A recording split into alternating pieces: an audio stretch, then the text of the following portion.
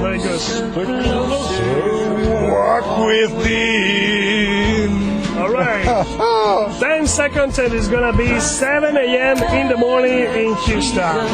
Houston, Texas, baby. Oh, yes. And this is Mini Geology program. Mini Geology, a program where we talk about geology and many other things related to geology, this beautiful, beloved discipline of mine. And mini is not a dimensional thing. Mini is as in Minizini. As Minizini. Your last name. Hey. The Friulian wonder. Here we have the trick. And we talk always about little pieces of geology. Maybe that is the connection with this acronym of this connection. Everything is connected deep inside, like plate tectonics, right? Like plate tectonics. Oh my God! Geology, we are rolling. So here we have early this morning Mauro Ferrari, somebody that I read about long time ago before coming to Texas. So because we come from the same place of Italy. Friuli. Friuli. Can we say that Friuli is the Alaska of the Alaska of Italy, only colder and more remote in everybody's imagination. And of course we have way more grapes and wines. Oh, grapes is a good thing in Friuli for sure. Yeah, sure, but we are probably as heavy drinkers of the people living in Alaska. I cannot comment. I haven't seen, but the Friulians can hold their own. That is true. It's a big part of the tradition, certainly drinking culture. So I'm gonna. All right. So let it be. Yeah. Yes, be. All right. Oh yeah. So when I came to the U.S., I came to Texas. Everybody into the U.S. these days, right? Yes. Even you and me, Daniel. Yeah. Less and less people coming to the U.S. apparently. Yeah. But because there are more and more people that they want to come to the U.S. Anyhow, when I came in here, I came with a little piece of paper, of newspaper that my dear friend Gigi gave me like a few weeks before arriving here. He knew I was moving to Texas to study and research geology. And he gave me a little piece of this newspaper, Il Sole 24 Ore. Kind of the Wall Street Journal. Is the Wall Street? Yeah. And the Financial Times of Italy. Yes. Exactly. Well, there was an article about the Italians abroad in the United States. There were 4 people, and one of those was Mauro Ferrari. Oh, and the other 3 were embarrassed as heck to be in the same story in the newspaper with me, yes. The most important thing is that one of those 4, they came from Friuli. Friulians, superstars, So I read that because, we don't really have people from Friuli that they are famous like many other people we have in Italy. They are famous in whatever discipline you mention. And it's something difficult. We barely have half a poet. Well, Friulians, so the people know what we are talking about. The Friuli is at the corner, at the northeastern corner of the country, borders with Slovenia on one side, used to be Yugoslavia, right? Yeah. And on the northern side, borders with Austria. And if you go back in history, it was part of a number of different countries, naming the Austro-Hungarian Empire, and for a short time after the war, it was annexed by communist Yugoslavia under Tito, for at least a part of Friuli. So moved back and forth. A lot of different cultures from the Slavic side, from the Austrian-German side, and of course a bunch of Italians and locals under the Venetian Empire for many years. But when all is said and done, the whole region of Friuli, it's about 1.5 million people, and most people cannot know each other, and it's mountaineers mostly, and people keeping to themselves, which I think explains a little bit of why Friulians are not as well heard of or recognized as other parts of Italy. But the people that have tremendous work ethics, the one thing that everybody appreciates about Friulians is the work ethics and the sense of community. It's the poorest part of northern Italy, so has been a land of immigration for many, many years. And you find many more Friulians abroad than you do back in Udine, which is the capital city Friuli, small town, 80,000 people. We call it the capital city, but it's a small little... Yeah, I think that the second city with most people from Friuli is Toronto in Canada. Toronto. 70,000. Many in Canada, many in the United States too. And there is this association that is worldwide. It's called the Fogolar-Furlan. Fogolar-Furlan, and so that connects people of Friulian origin. And, it was switched back and forth at the time of World War I. And I don't mean to bore your listeners with history here, but at the time of World War I, the World War I was fought by the Italians nominally to bring back two regions, one being, of course, Friuli, and the other one, Trentino Alto Adige, to bring them back to Italy. Those were regions where most of the people used to were speaking Italian at the time. They were Italians. But of course, those regions had never belonged formally to Italy, so it wasn't bringing back. It was bringing for the first time to Italy, and that's when the war was fought, and it was fought in your backyard and mine, and I'm sure that your family and mine have many stories to tell. Oh yeah, my grandma especially. Many stories to tell. Yeah. Actually, my grandma, of course, they were Italian culture, but Austria was a very nice country to live in, and they were loyal subjects of Austria. Yeah. So when the war started, they went as refugees, because the war was fought in their backyard, literally, and many people were dying all over the place. So they escaped, and they went as refugees to Vienna, Austria. So there was a very conflicting situation. Of course, what happened after that is that the Italians won the war together, of course, with the Allies, and that part of the country became Italy. And then all of a sudden there were Italian-speaking people living in Italy, and they had actually fought the war on the wrong side, so which must have been pretty embarrassing. And 2-3 years later, that's when fascismo came. The fascists came and Mussolini came. That was the first gift, I'm saying this with very deep sarcasm, of course, of Italy to the Friulians. And but it wasn't the only one, because after that, after 20 years of fascism, then also the war came. And again, it was fought in your backyard and mine, as you will remember. Yeah, and my grandma lived both of the wars. Both of the wars, yes, exactly right, with family stories. And then what happened after that is that when Italy, of course, lost World War II, of course, there was a great resistance movement after 1943 on the right side of that war, with the Allies. But initially, Italy went into the war with the Nazis, as you remember. It's a great shame for the country. And so as a reparation after the war was lost, the Italians decided to give half of your region of origin and mine, then, the part that's called Venezia Giulia, Istria and Dalmatia, to give it as reparations of war to the communists, to Tito. Of course, Russia, the Soviet Union at the time, was siding with the Allies. That was before the Cold War. Yeah. And so look at all the great things that have happened in our home region, which I think explains a little bit of why there is a bit of a degree of separation in the way Italians are perceived with respect to the Friulians and the other way around. But of course, and also climate is different in this region. I think it's the only region, maybe together with Val d'Aosta, where we don't have the olive trees. And the we don't have olive trees. We don't have natural olive trees now. They're planting them like everywhere, like the kiwis, but they're not natural from there, and that affected the gastronomy and the culture that is around the table, because the culture of gastronomy in Friuli, like in Italy in general, is very strong, food, but cuisine, slightly different. Oh, it's certainly different. A lot of influences from the Slavic cultures and from the Austrians. Well, I have with me my daughter Chiara today. Chiara is 26, and she's a cartoonist. She does the Little Pony, among other things. She's a great professional, works in Canada, in Vancouver, Canada. And Chiara maybe remembers that when for many years as I was growing up, Yugoslavia was where the enemy was, right? It was the communists, all the armies and the things. It was fences, it was armed guards, and you couldn't cross, or you would get in trouble. And then all of a sudden, one day, a miracle happened, and everybody was friends, and everybody was on the same side under the general rubric of the European Union. And when that happened, I always took, and I still do, my kids to Italy in the summer every chance we get.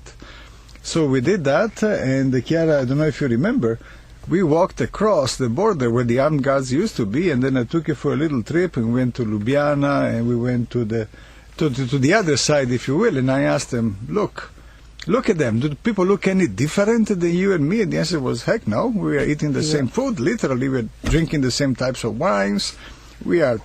Everything is the same, and ethnically you cannot distinguish at all. And then I asked them, can you believe that for hundreds of years we have slaughtered each other out, including multiple rounds of ethnic cleansing with a lot of blood on the Italian hands and a lot of blood on their hands after the end of the war, and these tremendous tragedies. And then we asked each other, why the heck do people do that? It was one of those moments that... And I think that Chiara didn't have the time to experience this difference because she was born probably during the time when they were deciding that we were going to be all unified in '92. Yeah. So well, yes. It's something that. Plus, Chiara was born in San Francisco. And all of my kids were all born in the U.S. All 5 of them in the San Francisco Bay Okay, Area. I have 2 Texans. I have to be careful. 2 Texans. Woo, Texas. So here we have the background of Mauro talking with us at the Mini Geology KPFT HD3 channel in beautiful Montrose, Houston. Hello everybody. I know we have people listening from abroad, other continents, and potentially we go to the International Space Center that is rotating around the globe because NASA is very welcome to KPFT, and we have a brotherhood with that. And God bless NASA. We are so proud of NASA. We have currently one experiment on the International Space Station, and we had just one that I believe just returned. So we are scheduled to fly 8 experiments, because many times to develop novel medical technologies, of course, you have to do this in circumstances, in environments where you can push the boundaries of great new technology so that you can bring them back to everyday use on planet Earth. And that has been the history of NASA many, many times, of course, over the last 50 years. And we have been very fortunate that we've been able to connect with them, and we are now at the 3rd round of experiments currently on the space station. We have, I'll tell you a little bit about it if you don't mind. Of course. Let me say to our listeners that Mauro is not a geologist. Oh, no. No. He is... I'm not smart enough. A scientist. For me, is a scientist, which, and that is the big umbrella under which all the scientists of whatever discipline you want, they belong. So he's a scientist, and for what I read about him, he's a nanoscientist. Well, I'm 6'4", so don't you call me nano nothing. Yeah, but I do work in nanotechnology and nanomedicine, yes. Exactly, so devote to medicine.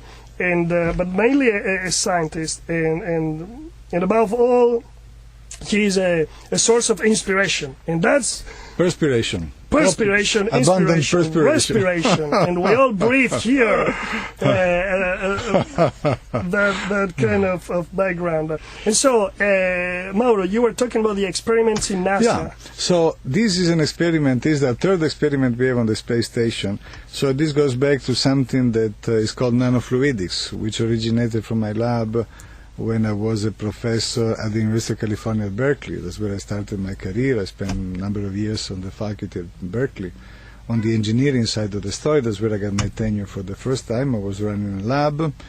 And those were the early days where micro and nano were coming together, and we were among the first to look at the applications of those for medicine, because there are many great things that you can do, and now there are many applications of nanotechnology in medicine. And so back in the days, we invented a way to build channels that are essentially of a few nanometers across, a very, very precise fabrication. And when you flow fluids, or when you transport mass, even by diffusion, across those channels, because they are so small, the laws of transport are really very different than what you would expect at the micro scale or greater. So the laws of transport, we're talking about the physical laws known as fixed laws, for instance, in diffusion, they don't apply anymore. New rules, new laws come in, which allow for certain behaviors of release of mass that can be very beneficial in medicine. For instance, across a membrane with those channels, you can release a drug from a reservoir into, say, somebody's body. at a very constant rate. Essentially, the rate remains the same, which means that the concentration in the body remains the same amount of drug over long periods of time without having to do multiple injections or taking multiple pills, which always give you the high and the low, the type of behavior which comes with side effects. When do you need to go to the International Space Center, International Space Station, for this kind of experiment? That's a great question, and I'll come to that. But let me tell you why we ended up going. So when we started showing these things, and we got a number of patents on this, we started looking at medical applications. And one of the applications that we started looking at, we were looking at breast cancer, and there are some breast cancer medicines that one can use that currently they are in use for reducing the risk of recurrence of breast cancer after surgery. But those drugs, unfortunately, induce the loss of bone mass, the loss of muscle mass.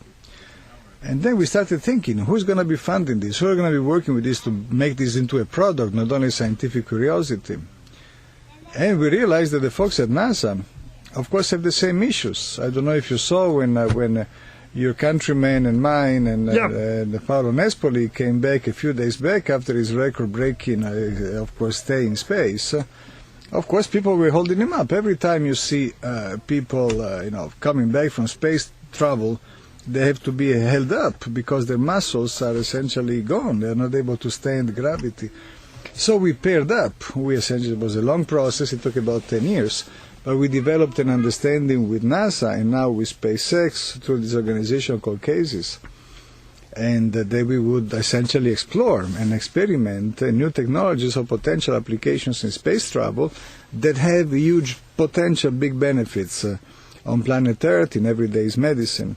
So right now we have, I think, 72 mice in space, and they're going to be there for a while. And those that don't take the drug from this implant with the nanochannels are going to be wasting away like astronauts do. And then we have some controls here, of course, on planet Earth. But some of the mice that are flying up there are receiving, of course, this drug, different dosages of these drugs. So we see if we can calibrate the right amount of dosage for the mice. We will see what their fitness level is and their bone density level is once they come back.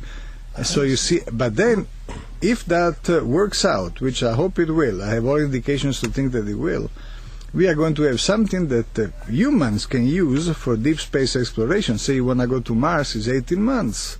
So it's a big, long journey. You cannot waste so much of your muscle mass and bone mass. So it can be very important for space exploration. But if you come back to planet Earth, think, of course, of all of the grandmas. Typically, they have osteoporosis.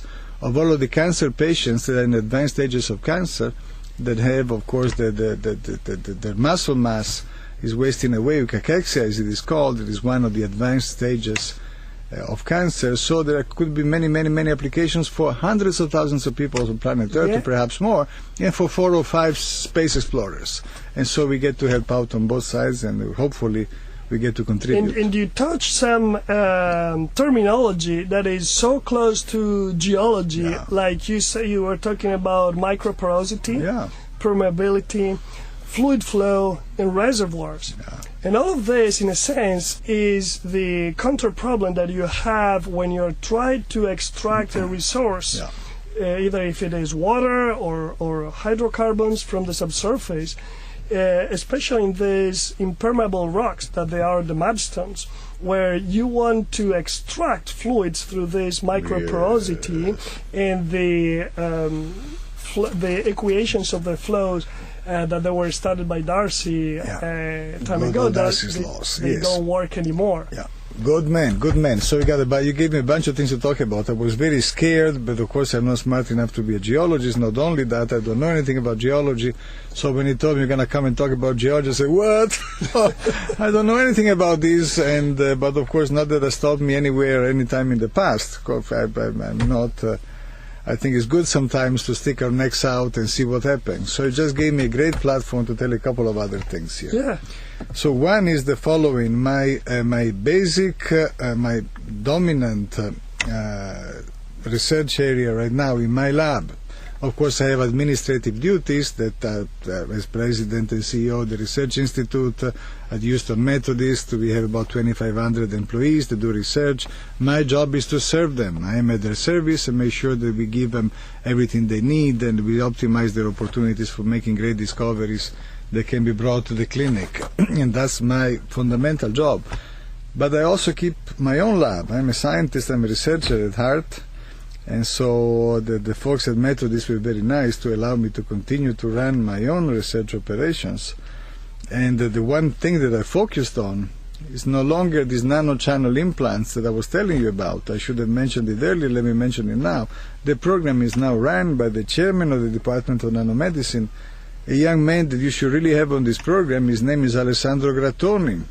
Hey, we are starting to sound like a little pizzeria here. Everybody is Italian. I'm sorry. But Alessandro is from Turin, but his grandpapa is from Udine. So this, I don't like this. I don't like this. Wait a second. Make sure you bring in a lot of diversity. Grattoni was the forward in my soccer team. In your soccer team. Grattoni. And so Alessandro is running that, and I just invented some of the nanotechnologies back more than 20 years ago, and now it's entirely his thing. And I'm cheering and supporting him, serving him, also, of course, with in my executive role. So, so what I work on, the number one problem I work on, is how do you attack and potentially cure metastatic deposits from cancer. Most cancer deaths are owed to metastasis, and of those, the vast majority is metastasis to the lungs and to the liver. And those have been incurable throughout history. People have tried multiple different approaches, such as chemotherapy, such as radiation, such as surgery, such as biological therapies, we say monoclonal antibodies, what they call targeted therapies. And all of those give you a benefit in survival. You live longer. They give you a benefit in quality of life many times. So those are great things, and I'm certainly not critical of them.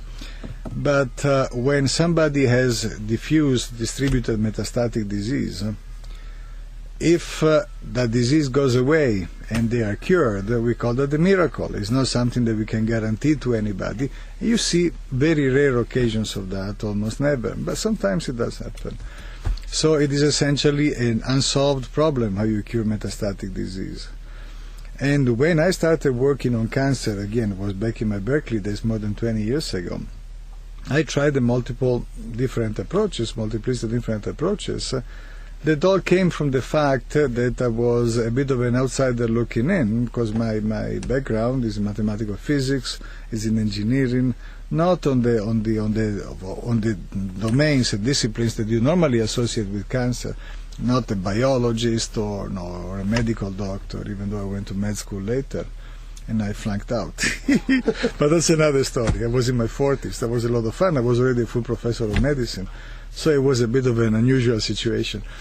But I flunked out nevertheless. So, and I realized I started using nanoparticles to try to deliver drugs to metastasis in the lungs and liver. And I realized that, same as all of the other approaches that I already spoke about, nanoparticles give you an increase in life expectancy. They extend life for metastatic disease situations, but they don't cure. Until about a year ago, we found a trick. It took 25 years. I call the story 25 years of failure. It took 25 years, but we found that there is a trick that actually works. And it works, and we published it in Nature journals, and now we are bringing it to the clinic. We won a couple of very major awards from the federal government. Tell us, what is it about? And we are taking it to the clinic shortly. But essentially the trick is that if you inject nanoparticles upstream, like you would with an IV infusion, like you would with chemotherapy, most of them, the vast majority of the injected drug goes to the liver, because the liver is a trapping organ, is a filter that does that for a living in the body. And so you don't get the benefit at the place where you need it, which is in the metastatic deposits in the lungs. But if you can trick the cancer and essentially use particles to diffuse the components of nanoparticles into the tumor microenvironment, in a way that the tumor microenvironment through thermodynamics has no other chance but to form nanoparticles inside of it. So you have to teach the tumor to make nanoparticles, but not only make nanoparticles, they have to be nanoparticles that look like the nanoparticles the cancer cells are used to receiving for nourishment, for signaling, for other reasons. We call those exosomes. So if you can teach the darn tumor to make its own exosome-like nanoparticles inside of it, just give you the tools, the ingredients, then those exosome-like nanoparticles made inside of the tumor have a way to be picked up by the most resistant of cancer cells and actually kill them. So you have to teach the tumor to make the thing that's going to kill it. It took about 25 years. And now, as I said, in animals, preclinically, in animal models, multiple different animal models, we have about 50% complete cures, unprecedented. And so now life has become a mission. It's no longer a job, it's a mission to bring this potentially curative, first ever potentially curative drug against metastatic disease. So now we are in a race against time, and we are working, we are making GMP manufacturing capabilities. We have gotten a huge grant from the federal government, and we are taking it to the clinic hopefully within 12 months or so. But the reason why I started talking about this is that you were starting to draw the connections with the loss of transport. So in these 25 years of failures in trying to find ways to get to the right place in the body, the one thing that has emerged is that the way mass is transported, fluid and the solids within that, fluids and the molecules within the fluids, the way the transport works in cancer tissue is very different from the way mass is transported across the counterpart healthy tissue. So we look at those differentials of mass transport, is the modes that are different, and focusing on that we develop ways to vector the drugs to the right places. And it is exactly what you said. All of this is governed by very sophisticated computational scientists and mathematicians that work with me, and the models that they acquire and that they've acquired, that they've developed and they are refining for cancer use, they all come from porous media flow. They all come exactly from the type of things they are talking about for oil application, for water, of course, application, and so it's all. So the connection, I hadn't thought about that, but the connection with geology is actually very, very, very, very deep. All of the computational scientists I have in my group, most of them are engineers. They work with the fluid flow. It could be connected even with the magma. We still don't know how the magma flows under our feet, under the crust. We don't really know how the water or the molecules of oil, they move within those little pores, and they pass from pore to pore in a pore throat that is even smaller. That is as small as 3 molecules of which is the nanoscale. So the smallest nanochannels that we make now, going back to the nanochannels that we do for space and then the others, the smallest we have made is 2.6 nanometers, which almost, it's five molecules. Yes. It also poses some philosophical questions. So what is this and what is that at that dimensional scale? So in this case, it seems that we go in parallel, because the revolution in the studies of the reservoirs that are important to give us energy, it changed 10 years ago when we moved from the so-called conventional way to produce to the unconventional. And in the unconventional, we moved to from rocks like sandstones or limestones that they have a porosity that you can think about them that is as big as the third loop that we have, the highways in Houston, we call it like 99. What's the name? The big huge one, it's 300 miles exactly. around. And so all of a sudden we go down several orders of magnitudes, and the pores now in these other rocks, impermeable, the mudstones, they are as big or as small as a parking lot. So this is a change in the structure of how you study and how you produce and how you study the markets and how you deliver energy. So everything has changed in the last 10 years, also in my discipline. Let me tell you another connection, if I may. This is very interesting, thank you. we have an event every year that is put together. Houston Methodist came to international preeminence as one of the world's best clinical institutions and research institutions now. Because, of course, of Dr. DeBakey, right? Dr. DeBakey, the great traditional, it was the man that started thoracic surgery, cardiovascular surgery as we know it today. One of the most influential doctors in history was, of course, the noble father, as we call it, right, at Houston Methodist, and at the time it was bridging us with the Baylor College of Medicine as well. So Dr. DeBakey, from his school, many great world-dominant surgeons have come. And so the tradition of excellence in the cardiovascular domain that is pervasive here throughout Houston is very strong at Methodist, and we have an event that we hold every year that connects people that are dear to your heart, Daniel, of course, and mine, is of course, it's my cardiovascular people, the cardiovascular surgeons at Methodist and the scientists, with the energy industry, the oil industry, with NASA. And the event is called Pumps and Pipes, because that's what we all do. We do pumps, we do pipes, we do valves. That's cardiovascular medicine. Oh, that's so nice. We had in here a couple of months ago the chair of the Department of Geology, Cinti Lee, fantastic, from Rice University, and we talk about pumps and pipes. Pumps and pipes, exactly. Pumps and pipes is just a wonderful way. Everything comes together, which gives me the opportunity to mention something else. I understand that the new technique has come into the domain of oil engineering. It's called fracking, right? Or horizontal fracturing or fracking. Well, the way I think of myself, I'm a fracker. I'm a fracker in terms of interdisciplinary research. Now, what we do at Houston Methodist, we focus on bringing together. You just heard an example, with the porous media flow people working on cancer. We focus on bringing in different perspectives and finding ways for people to work together in ways that are perhaps without precedent. I don't like the word interdisciplinary. Everybody uses, it's gotten boring.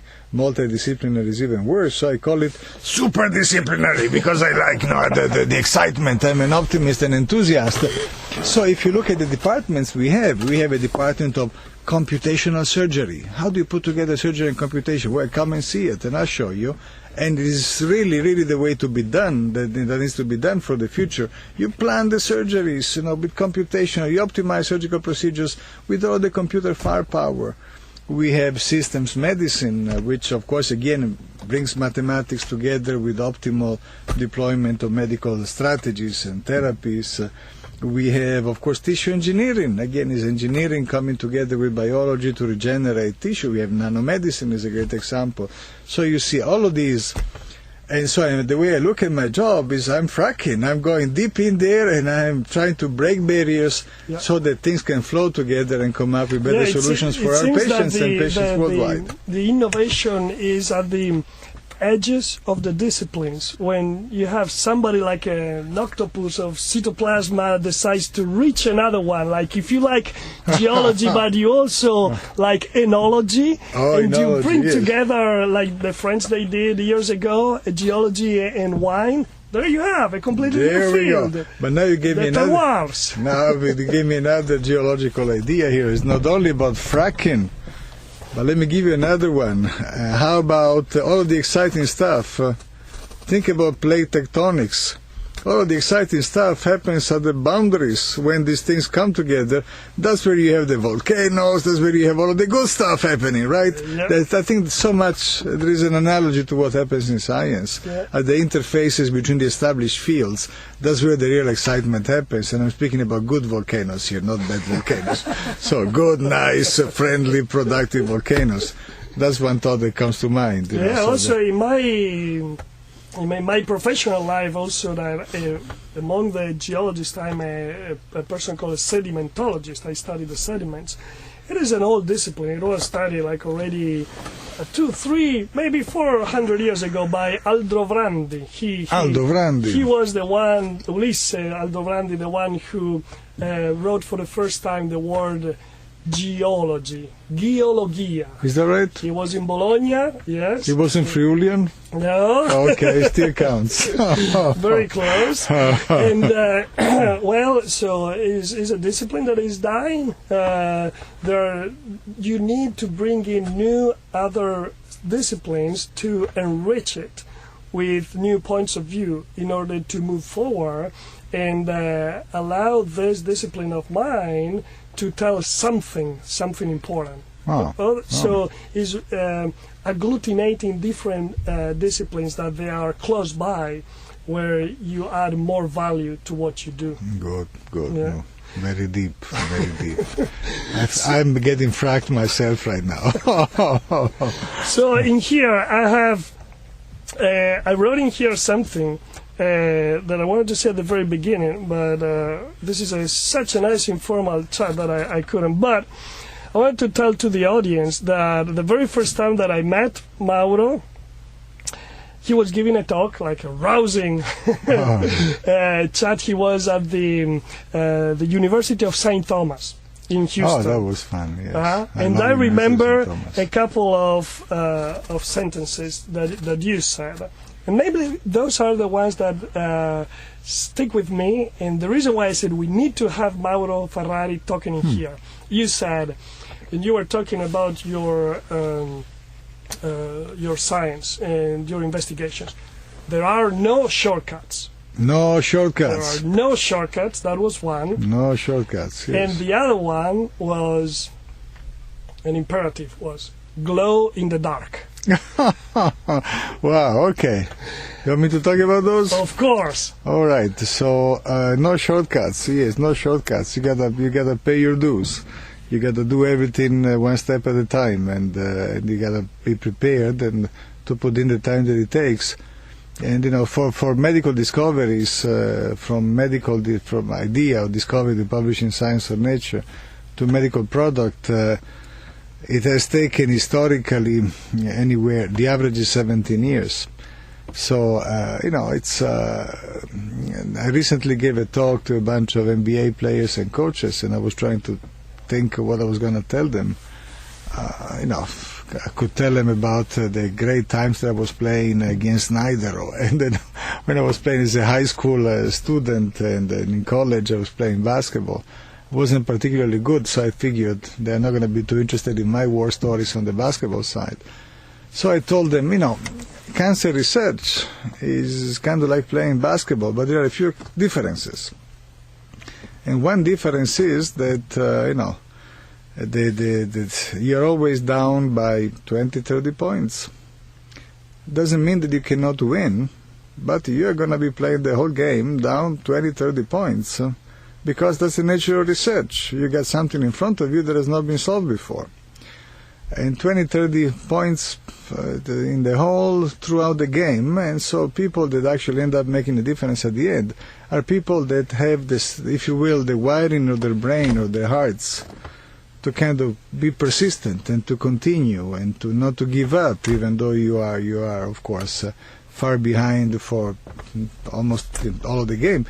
Second big difference is that, of course, the game is not only 48 minutes long. A typical game is 20, 30 years.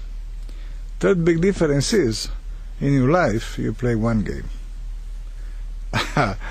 And so there's no shortcuts. I want to tell people, especially the great young talents of which the city is so rich, I want to tell them, look, train is an endurance run. If you look at success stories, they all come with endurance characteristics. The things that really have made a sustainable change in the world, hopefully for the better, are things that have to come with this type of accurate and thoughtful and dedicated setup. It has to become the mission of your life. If you start taking shortcuts, if you start being in a hurry, it doesn't really work. Shortcuts gives you sometimes a little advantage for the next few steps, but then you pay the price afterwards. You get unstable and things collapse around you and whatever else. So no shortcuts. Be prepared. Be prepared. It's a long haul, and it's a privilege to be able to do that and to continue to run these big long marathons of mission, if you will. glow in the dark. This has to do with the way I recruit people. I've had the privilege of, when we started the Research Institute at Methodist about 10 years ago, I said there was no tradition of basic laboratory research at Methodist, so we had to start essentially from scratch.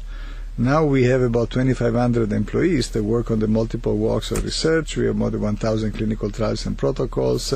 We are among the top 15 research institutes embedded in hospitals in the nation. And if you look at those that are in front of us in the rankings of NIH funding, it's places like Mass General or Mayo Clinic or Hopkins, places that have huge tradition for many, many, many years. So I think Houston Methodist has done incredibly well in rising through the ranks in these times in which medical research is not as richly funded as it used to be. So we're very proud of what folks at Houston Methodist have done. It's been a great privilege for me to be able to serve and to help in whatever capacity I can. But the story is that, so I've recruited a lot of people. So we had to kind of come up with a little bit of a recruiting strategy. And my short summary for our recruiting strategy is what I call the Blt Principle. Not only because it's early in the morning I'm thinking about breakfast and BLT is the famous sandwich, but BLT in our case is a different use of the letters. B is for best. I want to recruit people that are really good about what they do. And I don't care what it is that they do, because I'm a fracker, right? I'm going to be fracking around them no matter what. I want people that are really good at what they do, that they've taken the time, that they've had, the dedication and the skills to refine what they do and to really be good, so that anybody can go to them and they can help. They are the real experts of whatever field it is. So B has got to be best. And again, if you look at our teams, I got mathematicians working with engineers, working with cell and molecular biologists, working with physicists. Everybody is always at the service of our clinical operations, always with clinicians, with surgeons, So it's got that kind of a world. So B is for best. L is for like. Because, man, if you're always 20, 30 points in the hole in the basketball analogy, you're always 20, 30 points behind, when you get up in the morning, you got to go to work. Sometimes you get depressed. Sometimes you're depressed and I'm coming in with a cheerful attitude that I can cheer you up. Sometimes it's the other way around. You come and pick me up from the gutter. So like is important. I want people around me that they like each other, that they enjoy the company of each other, that are kind of similar in the way they look at life and what have you. So B is for best, L is for like, and T is for trust. And I'm saving it for last for a very big important reason. Of course, there may be people that you like. If you are like me, I've met a lot of people that I liked. I'm not so sure that I could trust them. Yep. We could have a great time together and this and that, but when the things start going bad, and then they disappear. So T is for trust. A fair weather friends is not what we are looking for here. We are looking at completing missions that will solve some of the fundamental problems in medicine for humankind. Is that a crazy aspiration? In some ways it is, but if you look at the Gospel of Luke, 12th chapter, I think the verses is 20 to 34 or something like that, it reads something like, from those to whom much was given, well, much is expected. And I bring in people, they come and visit me, and I'm looking at recruiting them, and I tell them, look around you. This is the Texas Medical Center in Houston, Texas. #1 medical center in the nation, arguably #1 medical center in the world.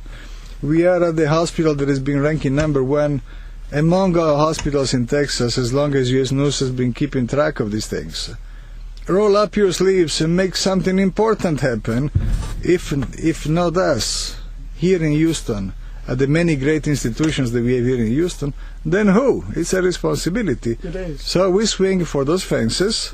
Doesn't mean that we hit every time, doesn't mean that we score every time, certainly not. But if we do our work right, most importantly, if we focus on what is important, which is doing something helpful for others.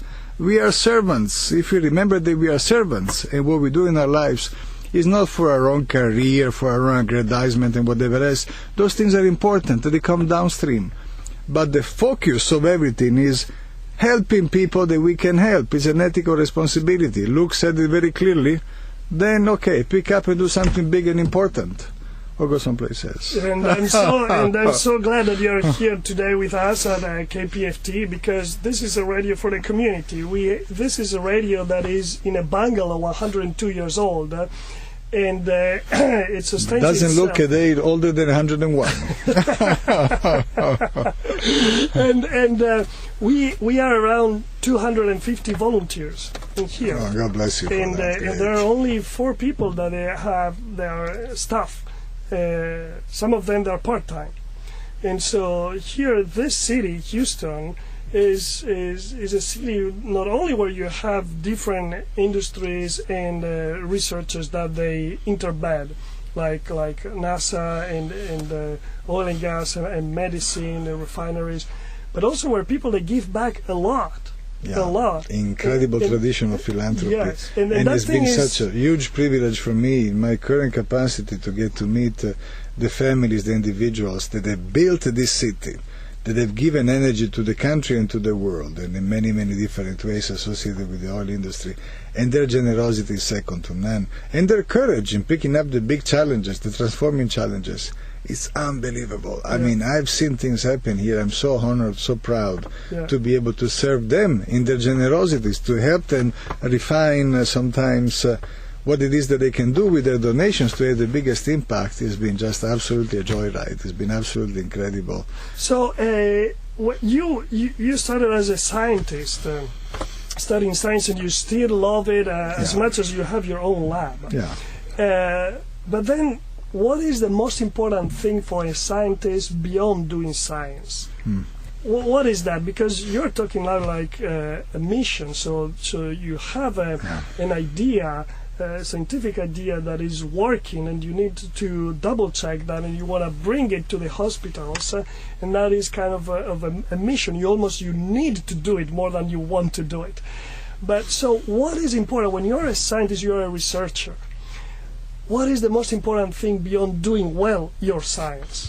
Well, you know, I'm a very boring and a simple-minded and old-fashioned guy. To me, you remember the old expression used to be, it's all about, it's God, family, country, and that's what I am.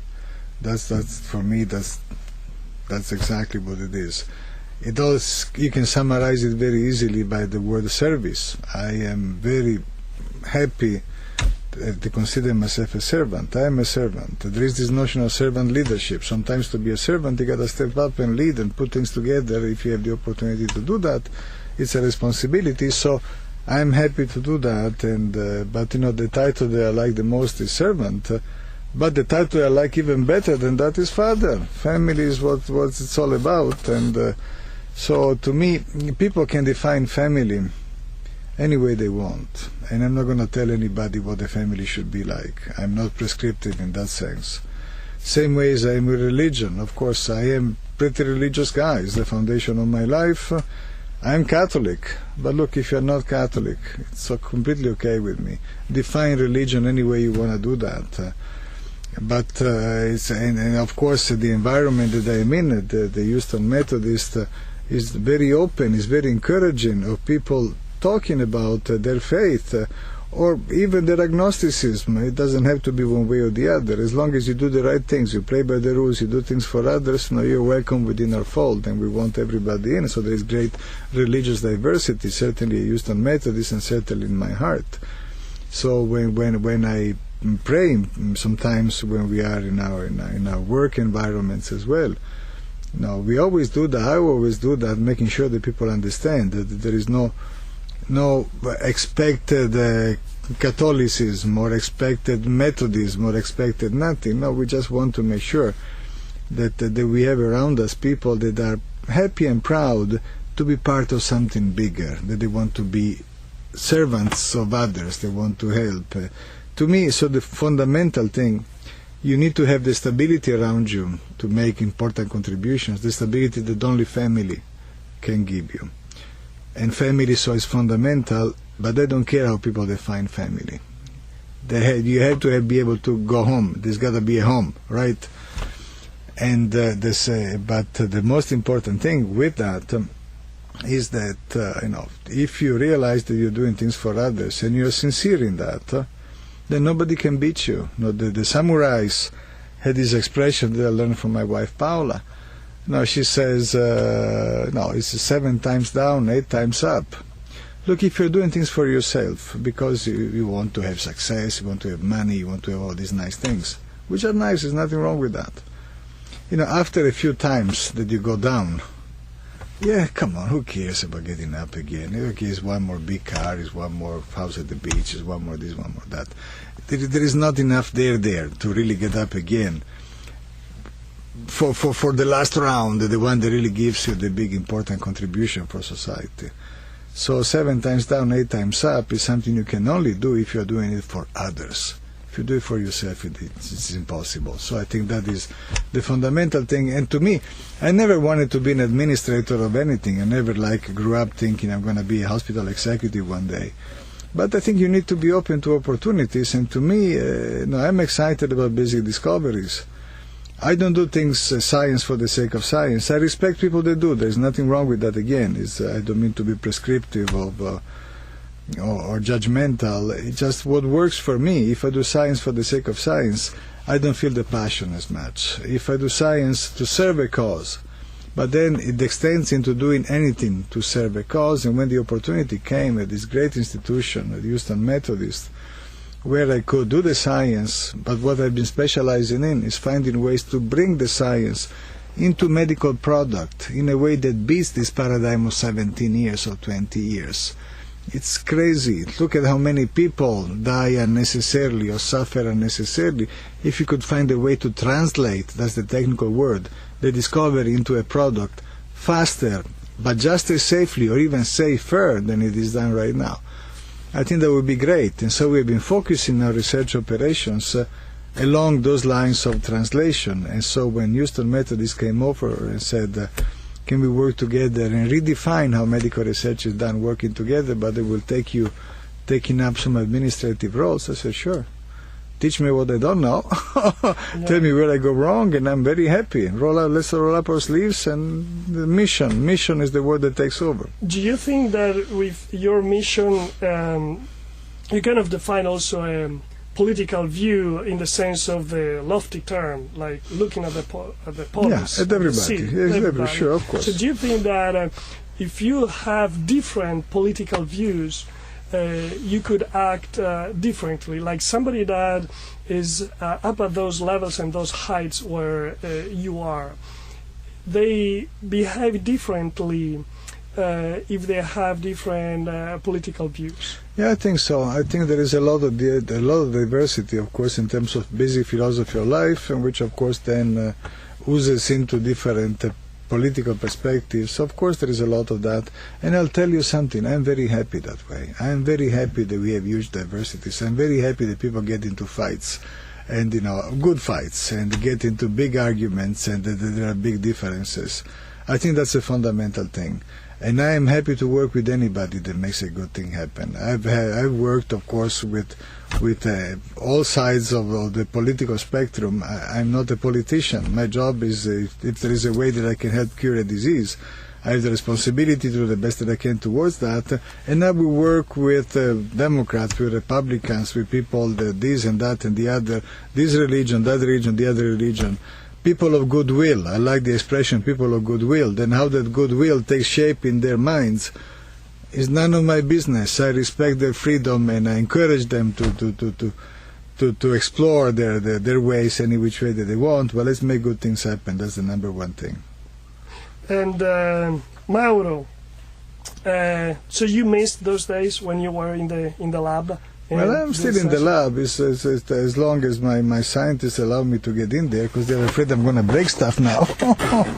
But I do spend some good amount of time in the lab, and again, I'm thankful to Methodist for. But I have a question for my daughter Chiara. Yeah, Chiara. Can we ask a question from my daughter Chiara? Come close. Oh, man. All right, here is Chiara. Chiara, by the way, is... Okay, so she's a stunning young artist, and she's fantastic, and she works and makes animation movies that are seen all over the world, and cartoons.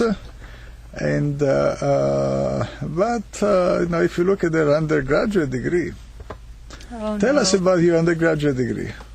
My undergraduate degree was at Trinity University in San Antonio, and I got a double degree in neurobiology and psychology. Fantastic, thank you. And Papa thought at that point, whoa, and now she's going to go to med school. Tell us what happened after that when you said, hey, I want to be a cartoonist. Well, I had a lot of time to think about what it is that I wanted to do in the future, and I was definitely interested in science, and I was doing pretty well in it as well. But as my dad was just talking about right now, the important thing is the passion, where you really fit in, where you think you can really serve other people. Which is what we call the glow in the dark. Yes, I failed to close the circle earlier. Yeah, I don't know. No, that was my expression. Yeah, sorry. Sure. Please continue. The important thing is where you can fit in and you can really feel like you can serve people best. And, it can be in medicine, it can be in geology, and it can be in art as well. And I just felt the most passion there. And so I decided, there's hardships in any sort of industry in anybody's life, and so if I ever have 7 times down, my 8 times up, I need to make sure that I really have that passion and I really have that capacity to help people in, obviously not as big ways as my dad is talking about here, but in whatever contribution you can give, that's your responsibility. And I felt if that's what I'm going to be tasked to do, it might as well be in something that I know that I can be good in and passionate about. What are the things that you discuss with your father? Or what do you discuss about when you have your typical familiar fights between father and daughter? Well, I'm actually really lucky. I was very nervous to tell my parents that I kind of wanted to go in a different direction, but I'm very lucky because they were 100% supportive, and they were very happy that made sure that I was prepared in my decision and it wasn't done lightly or anything like that, but they saw my sincerity and they were very supportive. I'm thankful for that. Yeah, in a little way I feel like you, because in my family, with my parents, that they didn't have this kind of exposure to the world like families living in Houston. For them, geology was like for your parents, cartoons. Yeah. Still, they were so open to say, well, one of those say, I don't know what it is. The second one, my father said, oh, when I work, we are 100 people, there's only one geologist. So if you want to do it, do it. And so it was, in a way, very similar to your situation at another level. Now, that would have been impossible here in Houston with geology. Of course, geologists, there are plenty of jobs, pay well, salaries. And no, at that time, geology was, you are passionate. In fact, Mauro was talking at the very beginning about the beautiful region where we come from, piccolo compendio del mondo, where we have mountains, hills, flat plains, and sea. And geologists or students, they study geology because they love nature, nothing else. No. That's it. You're a mountaineer, you're a hiker, you like the mountains, you like the sea, and you do it because you love it. Absolutely. And Daniel, it's fascinating, well, my father, nobody went to college in my family. My father was in the military. When I told him I was going to go to college, after having failed a couple of other careers. Now, my father's question was, are you sure you can get a job with a college degree? He said, I don't know that. I'm going to give it a try. So look at where we are, how life has treated us. It's been so fun.